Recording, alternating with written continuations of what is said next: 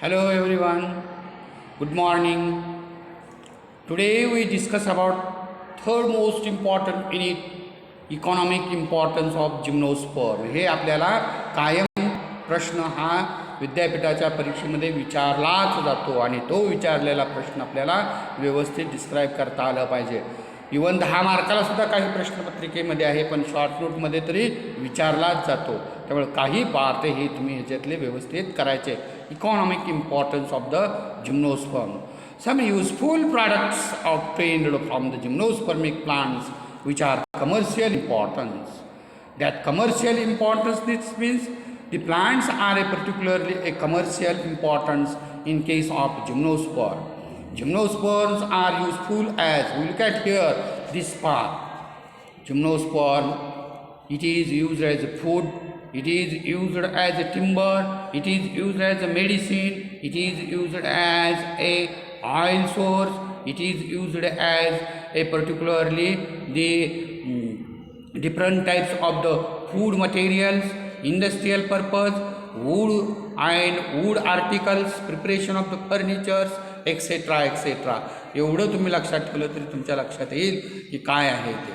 So first one, gymnosperms are most important and are useful as a softwood and the timber. So मगाशी मी सांगितलं तुम्हाला gymnosperm plants are very durable and very some of the cases thick, and they are having the resins and resin ducts. With these resins it gives a odor. So श्वासिकही असतं, ड्युरेबलही असतं. त्यामुळे वेगवेगळ्या आर्टिकल्समध्ये बनविण्यासाठी आपल्याला जिम्नोस्पर्मचं wood हे उपयोगात येत असतं. Gymnosperm wood is a very light, soft, resinous and non-porous. And this, what does this non-porous means? What? Non-porous म्हणजे काय? Non-porous कधी म्हणायचं? ज्या वेळेला व्हेसल्स आर ॲब्सेंट असतात त्यावेळेला काय म्हणायचं? नॉन पोरस म्हणायचं. जनरली हे व्हेसल्स ॲब्सेंट असतात. काहीमध्ये व्हेसल्स येतात पण ते ट्रॅकिड्सपासून येत असतात. That is not a basically A true vessels. So these vesselless gymnospermic group plants are a very important, would have a durable one. It must be useful in many ways by making different types of the articles. Wood is obtained from different species of the pinus. We look at here pinus plant. And this pinus wood is used for making boxes, furniture, poles and toys. Juniperus wood. आता juniperus plant कसा आहे ती तुम्हाला दाखवतो. Juniperus wood is used for making boats, furniture and lead pencil. While taxodium is stronger, used for making boats. Abies and piscia wood is soft, so used for making a cabinet work and the small boxes. Look at here. इथं बघा दाखवलेलं आहे. Juniperus, taxodium, piscia, Abies balsamiana. These are the most important things in the gymnospermic plants. It is useful for gum and the resins. Gum and the resins. These are the medicinally important. Resins are obtained from the pinus plant and agathis, which is used in manufacturing of the paints and varnishes. While turpentine is obtained from pinus wood, which is again used in paints and varnishes, as well as making the ink. शाई बनवतात आणि as a ॲडेसिव्ह घट्ट ठक्क गमसारखं मिळत असतं part, तो ॲडेसिव्ह म्हणून वापरला जातो. सगळ्यात महत्त्वाचा आणि वारंवार MCQला विचारला जाणारा प्रश्न जो आहे ते third most important, Canada balsam is obtained from Abies balsamia. It is very useful in mounting media for biological preparation, and its refractive index is very close to the glass, so easy to pass light for the image visualization, and it increases the durability in the permanent slides to the many years. This is the most important. कुठं आहे plan बाळांनो? बघा बरं इथं दिसते की तुम्हाला कुठलं सांगितलं प्लॅन तुम्हाला? ॲबीज बॅल्समियाना. इथं बघा, आले लक्षात? जर हे ॲबीज बॅल्समियाना जे प्लांट आहे ते आपल्याला महत्त्वाचं आहे की ज्याच्यापासून आपल्याला कॅनडा बाल्सम मिळत असतो. ज्या वेळेला आपण स्लाईड्स तयार करत असतो लॅबोरेटरीमध्ये, तर पहिल्यांदा स्लाईड्स पाण्यात तयार करत असतो, हो की नाही, तर त्या काय लगेच वाळून जात असतात, त्याचा पुन्हा उपयोग होत नाही. पण ज्या वेळेला आपल्याला परमनंट स्लाईड्स करायचे असते आणि वर्षानुवर्ष वापरायचे असते, त्यावेळेला काय केलं पाहिजे की ते फिक्स माउंटिंग मीडियममध्ये फिक्स करावे लागते. आणि हे माउंटिंग मीडिया कुठलं वापरलं जातं? कॅनडा बॅल्सम. तर रेझिन जो आहे ॲबीज बाल्समियाचा, तो काय केला जातो? एक्स्ट्रॅक्ट केला जातो आणि प्रोसेस करून तो काय केला जातो? बायोलॉजिकल फिक्सिसिंग मीडिया म्हणून काय केला जातो? वापरला जातो. आता सिंथॅटिक म्हणून वापरलं जातं DPX, आलं लक्षात. तर पुढं आल्यानंतर पार्ट मी तुम्हाला सांगेन सिंथॅटिक आहे, पण इथं जिम्नोस्पोरमध्ये काय ठेवायचं लक्षात? ॲबीज बाल्समियापासून आपल्याला काय म्हणतो? कॅनडा बाल्सम, की ज्यापासून आपल्याला स्लाईड्स ह्या परमनंट करता येतात. आणि मटेरियल जे स्लाईड्समध्ये दिसणार आहे, आपण TS घेतलेला असेल किंवा एखादं सायटॉलॉजिकल क्रोमोझोम्स आपण पाहिलेले असतील, ते क्रोमोझोम्स वर्षानुवर्ष फिक्स करण्याचं काम आणि सांभाळून ठेवण्याचं काम काय करत असतो? कॅनडा बाल्सम करत असतो. आपल्याकडे ज्या परमनंट स्लाईड्स असतात त्या ॲबीज बाल्समियाचा कॅनडा बाल्समपासूनच तयार केलेले असतात. ते तुम्ही नंतर डिपार्टमेंटमध्ये आल्यानंतर पाहू शकता. मी तुम्हाला त्यावेळेला प्रॅक्टिकलला दाखवतो. आलं लक्षात. Useful for the aromatic and essential oil. Some plants of the pine, particularly gymnosperms, have been obtained oils from the juniperous and citrus plant is most important. Juniperous plant जे आहे हे मगाशी दाखवलेले सिट्रस प्लांट, सिट्रस देवदार, ह्याच्यापासून काय केलं जातं? ऑइल एक्स्ट्रॅक्ट केलं जातं. वूडपासून ऑइल एक्स्ट्रॅक्ट केलं जातं. सिट्रस ऑइल हे फार महाग असतं बाळांनो, आणि हे महाग ऑइल वेगवेगळ्या लॅबॉरेटरीमध्ये वापरलं जातं, बायोलॉजिकल लॅबॉरेटरीमध्ये वापरलं जातं. काही ॲपरॅटस असतात, नाजूक असतात, आणि काही मशीन्स असतात, ह्या मशीनचेही काही पार्ट नाजूक असतात. त्याला ऑइलिंग करण्यासाठी हे काय वापरलं जातात? सिट्रस वापरलं जातं. सिट्रस ऑइल आणखीन एका कारणासाठी वापरलं जातं. ज्या वेळेला आपण मायक्रोस्कोप खाली इमेज पाहत असतो, इलेक्ट्रिक मायक्रोस्कोप खाली असेल किंवा इलेक्ट्रॉनिक मायक्रोस्कोप खाली असेल, त्यावेळेला सिट्रस ऑइलचा एक ड्रॉप टाकावा लागतो आणि मग ते पाहावं लागतं की जेणेकरून इमेज जी आहे ती क्लिअर कट आणि व्हिज्युलाइज होत असते आणि चांगली दिसत असते. तर हे सगळ्यात महत्त्वाचं ह्याच्यातलं इकॉनॉमिक इम्पॉर्टन्स आहे. Pinus yield several types of the aromatic oil. Pinus ही एकाच टाईपचं ऑइल करत नाही, अनेक प्रकारचं, कारण का इट इज फिनॉलिक कंपाऊंड्स. आणि फिनॉलिक कंपाऊंड्स असतील तर तुम्हाला माहिती आहे फिनॉलिक कंपाऊंड्स केमिकली काय असतात? बेंझिन रिंग असते, बेंझिन रिंग. आणि बेंझिन रिंगला वेगवेगळे कार्बन एखादा काढला, त्याच्यात दुसरा ग्रुप टाकला की अनेक वास येत असतात. कधी गोड वास येतो, कधी कडू वास येतो, कधी हसवण्याचा वास येतो, खदा खदा खदा खदा हसतं आहे ना, हसवणारा वायू केमिस्ट्रीमध्ये तुम्ही करतच असतात. तसंच इथं आहे. असे काही प्रॉडक्ट्स असतात, हे आपल्याला पायनसमध्ये मिळत असतात. And they are used for the high परफ्युमरी. अत्तर परफ्यूम बनविण्यासाठी काय केला जातो? त्याचा उपयोग केला जातो. Another thing is that use as a food. अन्न म्हणून सुद्धा काही जिम्नोस्पर्मचा उपयोग केला जातो. आता हे बाळांनो काय भानगड आहे? The seeds of Pinus plant and the Gnetum as well as Zamia, 3 प्लांटचे हे काय असतात? सीड्स काय असतात? इडिबल असतात आणि आपण हे खाऊ शकतो पिकल्यानंतर. त्याच्यातला जो गर असतो, अलग लक्षात, गर कुठं असतो? इपिकार्पच्या खाली. फ्रूटमध्ये तुम्ही शिकणार आहातच. वरच्या बाजूला काय म्हणायचा? पेरिकार्प म्हणायचा, आणि खाली इपिकार्पच्या खाली पुन्हा मेसोकार्प असतो. तो जो पार्ट आहे, तो पार्ट ह्याच्यातला काय असतो? इडिबल पार्ट असतो, खाणेबल पार्ट असतो. That is why it is used as a food. The pith of the cycas plant stem and the cortex of the cycas plant.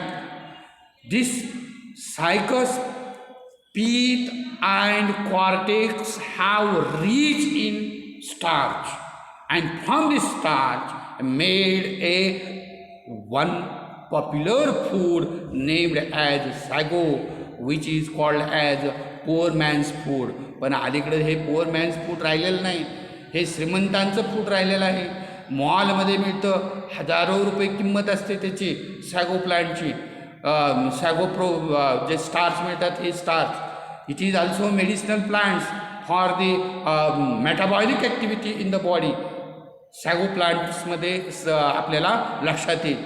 It is a very young and delicate leaves of the cycas.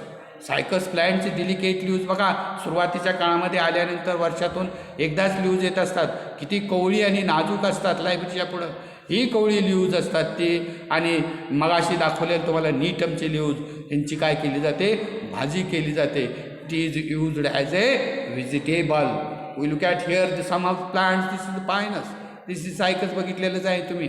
हा citrus देवदार, citrus देवदारचा हा female कोण आहे आणि हा काय आहे, Araucaria. You have to know already these things. Then these gymnospermic plants have medicinal value.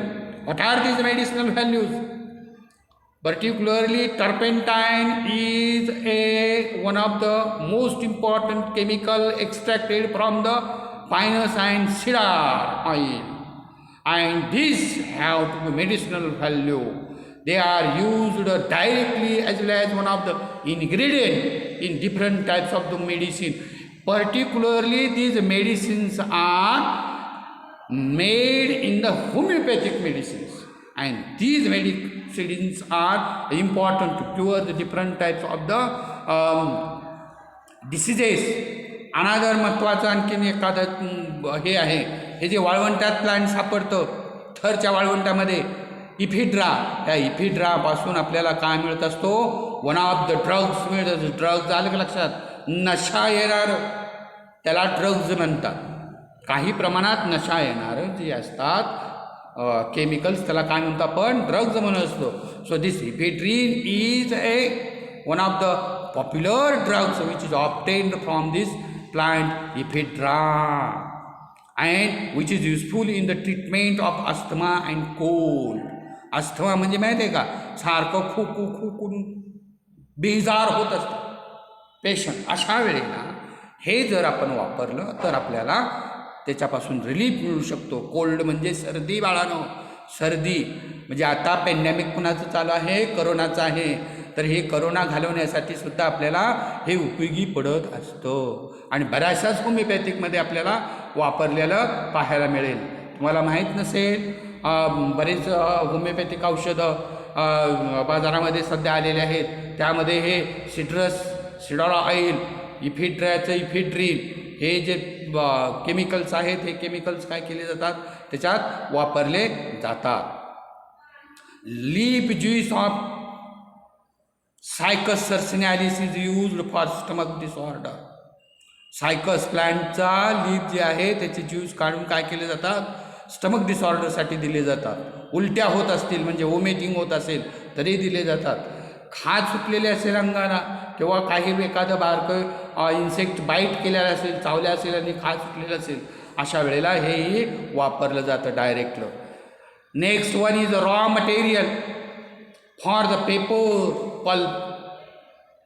बरेचसे जिम्नोस्पर्मिक प्लांट्स जे आहेत हे प्लांट्स आपल्याला अत्यंत महत्त्वाचे आहेत.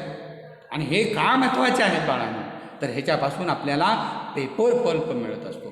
पेपर पल्प मिळतो तरी कुठून, तर जे फायबर्स असतात, कुठं असतात फायबर्स, फायबर्स हे सेकंडरी वूडमध्ये असतात. सेकंडरी वूड जिम्नोस्पर्म हे सॉफ्ट वूड आहेत आणि सॉफ्ट वूड आणि ड्युरेबलसुद्धा असतात. म्हणजे हे जे आहेत ड्युरेबिलिटी जी आहे ही महत्त्वाची आहे. ह्या ड्युरेबिलिटीमुळे काय होत असतं की ह्या पूर्णपणे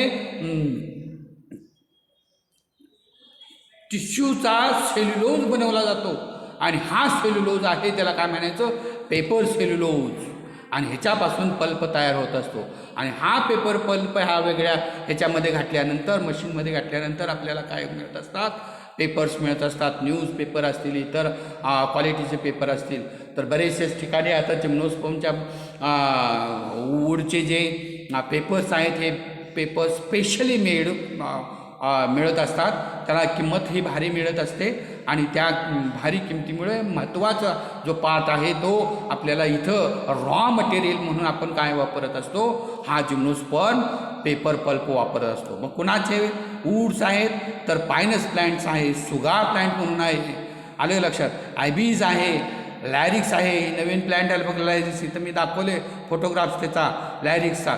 हे जे प्लॅन्ट्स आहेत ह्या प्लांटच्या ट्राकिड्स आणि फायबर्सपासून सेल्युलोज फायबर्स तयार केले जातात आणि पेपर मेकिंग केलं जातं.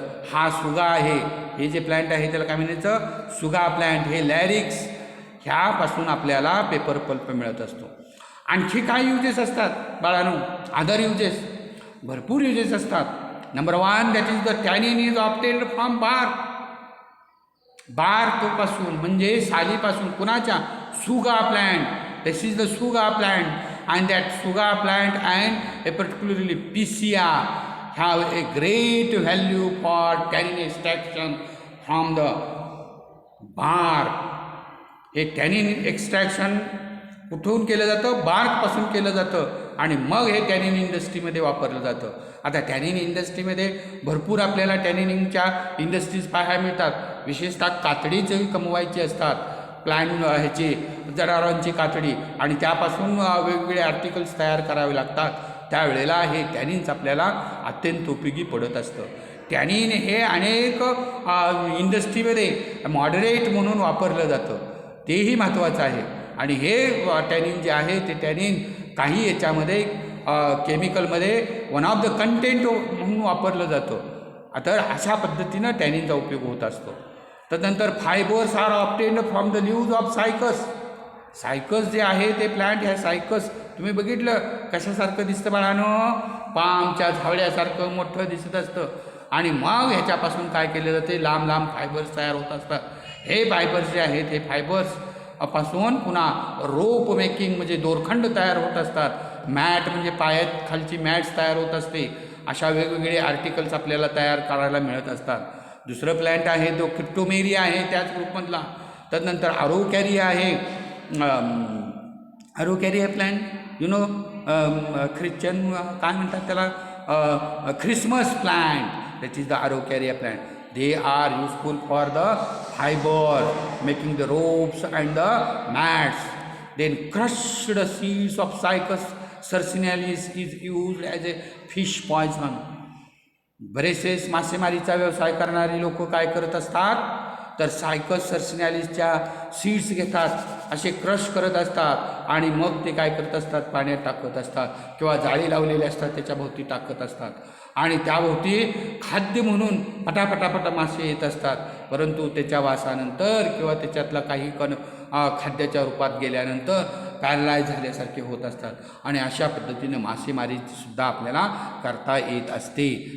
म्हणून काय म्हणायचं, याला फिश पॉयझनिंग म्हणायचं. आणि नंतरचं महत्त्वाचं आहे ते महत्त्वाचे कुठलेही प्लॅन्ट्स बाबा असे आहेत की ते ऑर्नामेंटल म्हणून गार्डनमध्ये इंट्रोड्यूस केलेले आहेत. वेगवेगळे गार्डन्स असतील, पब्लिक पार्क्स असतील, हाऊस गार्डन असेल, तदनंतर कॉर्पोरेट ऑफिसेस असतील. कॉर्पोरेट ऑफिसच्या पुढे भरपूर ठिकाणी बाग हे तयार करावीच लागते, लँडस्केपिंग तयार करत असतात. अशा वेळेला बरेचसे प्लॅन्ट्स हे वापरले जातात आणि ते जिम्नोस्पोरमधून वापरले जात असतात. तुम्ही पाहाल इथं मी दिलेलं आहे प्लॅन्ट, हे सगळ्यात आहे ते हे डून प्लॅन्ट आहे. डून प्लॅन्ट हे रेअरली आपल्याकडे पाहायला मिळतं, आपल्याकडे जास्त पाहायला मिळत नाही ते, आले लक्षात. पण हे बाकीचे जे प्लॅन्ट्स आहेत हे प्लॅन्ट्स आपल्याला बऱ्याच ठिकाणी मोठमोठ्या सिटीमध्ये आणि मोठमोठ्या बागेमध्ये पाहायला मिळत असतात.